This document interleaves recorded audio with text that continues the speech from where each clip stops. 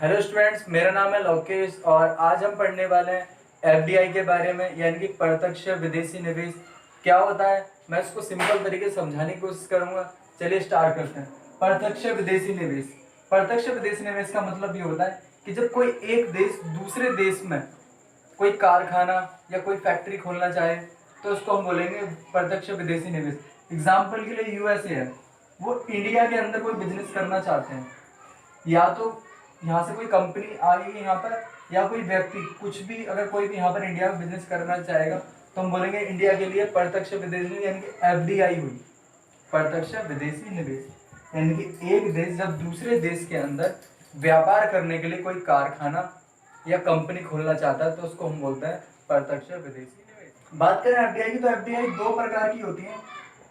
एक तो होती है ग्रीनफील्ड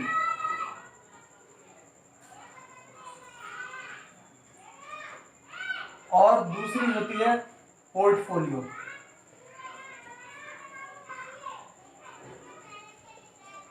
ग्रीनफील्ड में क्या होता है, जब कोई विदेश से कंपनी जो आती है, मान लो भारत के अंदर की कोई कंपनी है, यहाँ पर है भारत, और भारत से कोई कंपनी आती है बाहर से और यहाँ पर यहाँ पर कोई कारखाना लगाएगी तो उसको बोलेंगे ग्रीनफील्ड, ग्रीनफील्ड एफडीआई। और अगर कोई विदेश से कोई व्यक्ति आता है, कोई व्यक्ति यहाँ पर या कोई कंपनी हमारी भारत की कंपनी में, यानी कि कंपनी होगी भारत की कंपनी में शेयर खरीदती है और कम से कम 10% शेयर खरीदेगी तो इसको बोलेंगे हम पोर्टफोलियो एफडीआई। या जिसमें क्या हो रहा है, भारत के अंदर आकर यहाँ पर अपना कोई कारखाना खोल दिया, यानी कि इंडिया में आके अपनी दुकान खोल दी, तो ये हो गया ग्रीनफील्ड एफडीआई। और पोर्टफोलियो एफडीआई यानी कि भारत के अंदर आकर उन्होंने क्या करा, शेयर खरीदे किसी कंपनी के, भारतीय कंपनी के शेयर खरीदे लगभग 10%, तो इसे बोल दिया हमने पोर्टफोलियो एफडीआई। अब इनके अंदर इन्वेस्टमेंट कैसे करना है, क्या एंट्री है, तो दो तरीके हैं, रूट है, यानी कि दो रूट हम कह सकते हैं, दो तरीके यहाँ पर आने के। सबसे पहला है ऑटोमेटिक रूट,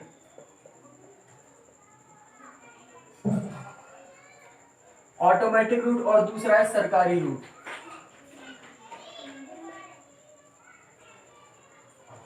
ऑटोमेटिक रूट में क्या होगा, ये जो पोर्टफोलियो रूट है इसको हम बोलेंगे ऑटोमेटिक। क्यों कि यहाँ पर क्या होगा, कोई भी कंपनी अगर डायरेक्ट भारत के यहाँ पर शेयर खरीद लेगी तो ये हो गया पोर्टफोलियो, और ये हो गया ऑटोमेटिक तरीका कि ऑटोमेटिक आपने एफडीआई कर दी। लेकिन कुछ तरीके ऐसे हैं जहां पर सरकार की जो मंजूरी लेनी आपको पड़ेगी। अगर बात करें सीधा भारत की, तो भारत में भी 17 सेक्टर ऐसे हैं जहां पर आपको सरकार की मदद या मंजूरी लेनी पड़ेगी। कोई भी विदेश की कंपनी आके डायरेक्ट इन्वेस्टमेंट नहीं कर सकती, वहां पर कुछ इन्वेस्टमेंट के लिए भारत सरकार से जो है पूछना पड़ेगा।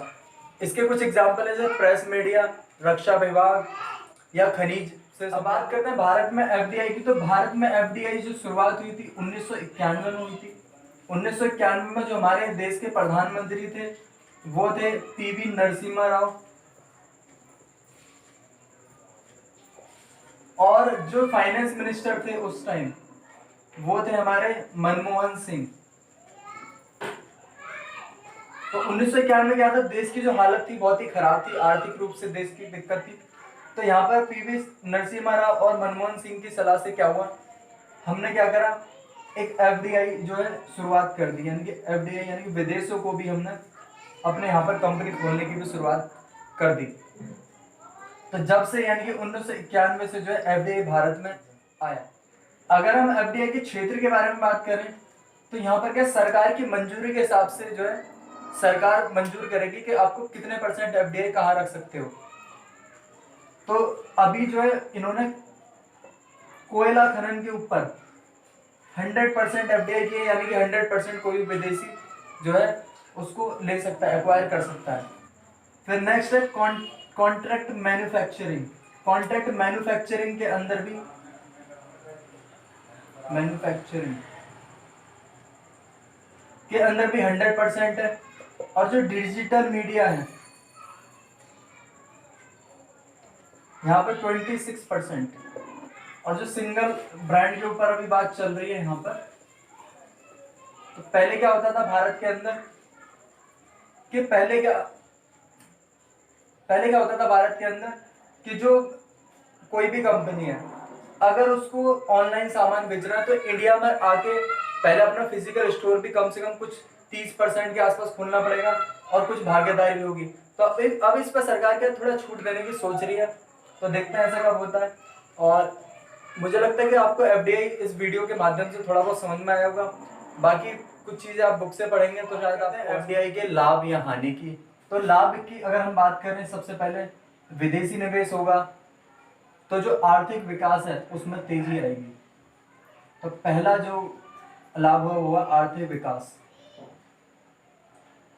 दूसरा पॉइंट है, अगर कोई भी देश यहाँ पर आकर कंपनी खोलेगा तो यहाँ पर रोजगार के जो साधन है वो बढ़ेंगे, यानी कि रोजगार अवसर मिलेगा।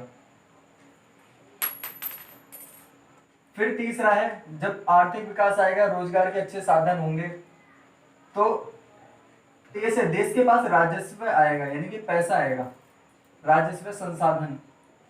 तो जो सरकार है उनके पास पैसा बढ़ेगा। चौथा पॉइंट है कि मार्केट के अंदर जो है वो कंपटीशन बढ़ेगा, यानी कि प्रतिस्पर्धा बढ़ेगी, कंपटीशन बढ़ेगा। तो शायद हमें मतलब जो लोग हैं उनको सामान और सस्ता मिलने लग जाए, क्योंकि जो भी कंपनी आएगी वो अपने सामान को सस्ता रखेगी और यहाँ पर जो है यानी कि लोकल मार्केट के अंदर जो है कंपटीशन बढ़ेगा। फिर पांचवा है तकनीक।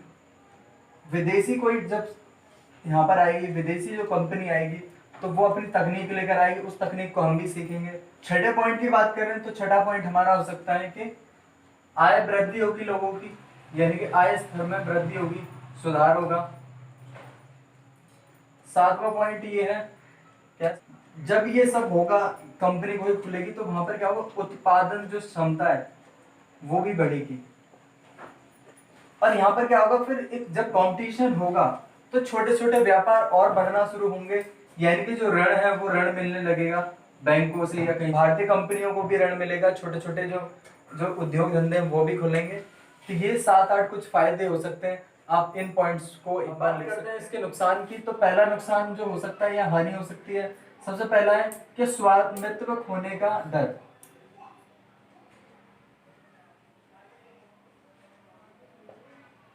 पहला पॉइंट है स्वामित्व खोने का डर। तो कोई भी कंपनी है उसको क्या होगा, स्वामित्व खोने का डर होगा। जब एफडीआई किसी भी कंपनी को 100% एक्वायर कर लेगा तो उससे क्या होगा, जो कंपनी का मालिकाना हक है वो विदेशी के हाथ में चला जाएगा, यानी कि जो उसकी कंपनी है, अगर मान लो भारत की कोई कंपनी को एक्वायर कर लेना 100% शेयर लेकर, तो वो पूरी कंपनी उसके पास हो जाएगी। जब पूरी कंपनी उसके पास हो जाएगी तो जो सरकार है, सरकार का नियंत्रण भी उस कंपनी पर नहीं होता, तो सरकारी नियंत्रण कम है, लगभग ना के बराबर। तो जो हमारी जो प्राइवेसी है वो लीक हो सकती है, यानी कि हमारा जो डाटा है वो लीक हो सकता है। ये जो कंपनियां होंगी यहाँ पे क्या पता आके रिसर्च कर कुछ करें या यहाँ की जो जानकारी है उनको आगे भेजें, इस तरह का काम भी जो है, यानी कि डाटा लीक भी हो सकता है। सरकार के नियंत्रण में भी नहीं होती और जो है डाटा लीक भी हो सकता है। तो जो है इसमें काफी विवाद हो सकता है। तो एफडीआई की ये 4 हानियां हैं और ये सारे पॉइंट आप इनको लिख सकते हैं। तो आई होप कि आपको एफडीआई के बारे में, उसके लाभ हानि, एफडीआई क्या होता है, कैसे एंट्री होती है और भारत में कैसा है, ये सब समझ में आया होगा।